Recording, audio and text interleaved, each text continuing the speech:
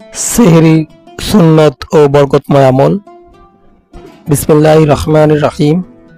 সেহরি শুধু খাবারের সময় নয়, এটি আমাদের প্রিয় নবী হযরত মুহাম্মদ সাল্লাল্লাহু আলাইহি ওয়াসাল্লামের একটি গুরুত্বপূর্ণ সুন্নত এবং এই সময়ের মধ্যে রয়েছে অপরন্ত বরকত।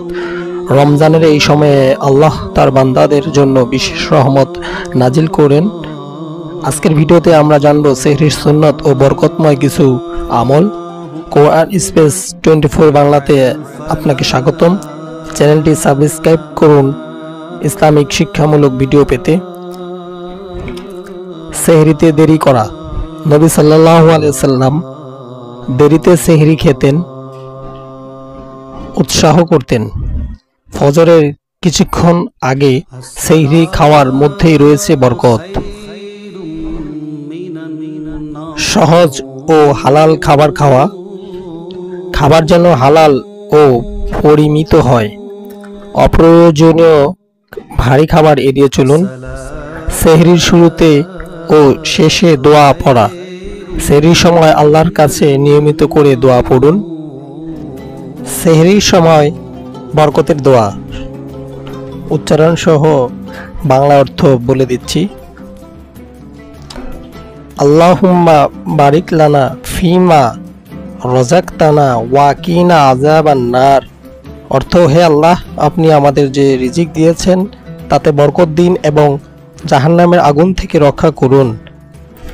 সেহরির নিয়তের রোজার সংকল্প। রোজার নিয়ত করা খুবই গুরুত্বপূর্ণ।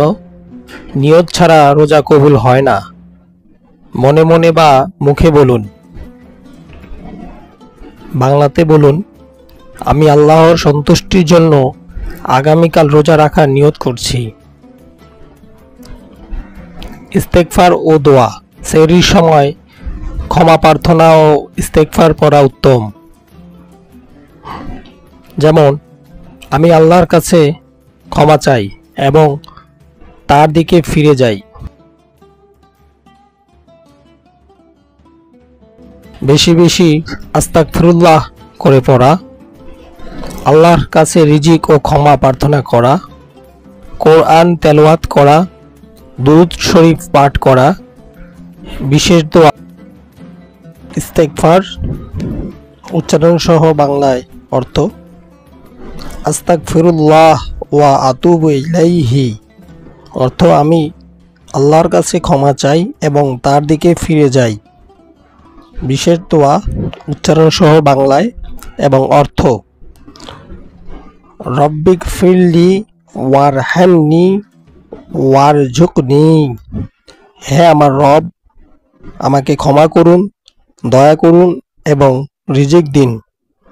দুরূদ শরীফ বাংলায় উচ্চারণ সহ অর্থ, আল্লাহুম্মা সাল্লি আলা মুহাম্মদ ওয়া আলা আলি মুহাম্মদ। অর্থ, হে আল্লাহ, আমাদের নবী মুহাম্মদ সাল্লাল্লাহু আলাইহি ওয়াসাল্লাম ও তার পরিবার পরিজনের উপর দুরূদ শান্তি বর্ষণ করুন। এই দোয়াগুলো সেহরির সময় পড়লে অনেক বরকত ও সওয়াব পাওয়া যায়। তাই বেশি বেশি করে এই দোয়াগুলো নিয়মিত পড়বেন ইনশাআল্লাহ। প্রিয় দর্শক, সেহরি শুধু রোজার জন্য খাবার নয়, এটি আমাদের জন্য বরকতের সময়। এই সুন্নতগুলো অনুসরণ করে আমরা আল্লাহর রহমত ও মাগফিরাত পেতে পারি। আমাদের কোরআন স্পেস 24 বাংলা চ্যানেলটি সাবস্ক্রাইব করুন এবং আরও সুন্দর ইসলামিক ভিডিও দেখতে আমাদের সঙ্গে থাকুন।